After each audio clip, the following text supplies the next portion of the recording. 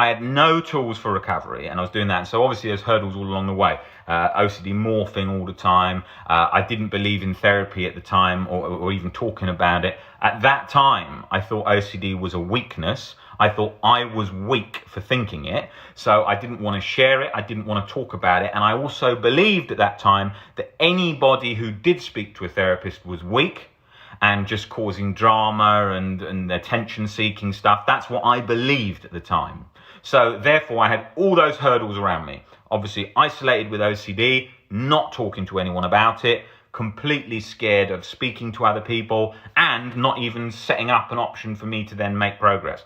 So at the beginning, there was loads of hurdles, okay? I had no idea of reassurance. I was doing reassurance all day long. Then as I moved through those, and then I sought help, then there was improvement, then there was, when it morphed into sort of the OCD without the external compulsions. So because it moved to that, and then it didn't have the external compulsions, and they were all mental compulsions, I then got myself in a problem there because I didn't then see how I could ever get out of that. That was a huge barrier for years, because that barrier made me then not believe in ever getting better or ever getting help, because I thought, like, how could I ever change my thinking on things if, for example, that if the mental rituals in my head without an external compulsion, if I can't cut down that external compulsion, then it's because there's no external compulsion to cut out, then I'm just going to stay in this sort of mental torture trap forever.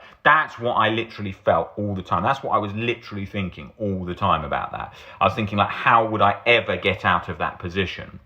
So that was sort of very, that hindered me a lot there, and especially with sensory motor OCD, when it was just sort of me feeling sort of trapped, locked in the mental sensation. I then felt again very lost, because I thought, how am I ever going to get out of this mental sensation? Because again, how do you expose to this? It's in me. And then I thought OCD was a thing that was sort of trying to attack me. So I thought, well, how can I ever stop that self-attacking cycle? And that became very scary. And then that's where I was really finding things very difficult. So then obviously when I found out about breaking down fears and all of that along the journey, but they weren't laid out very well. Even some of the best people I went to for help laid some of the great foundations, but they didn't explain it in a way that I understood what was actually happening and how to do it. So it was still a lot of self-discovery, and it was the OCD landscape then was sort of very bumpy, in the sense that people, there was talk about uncertainty, of course.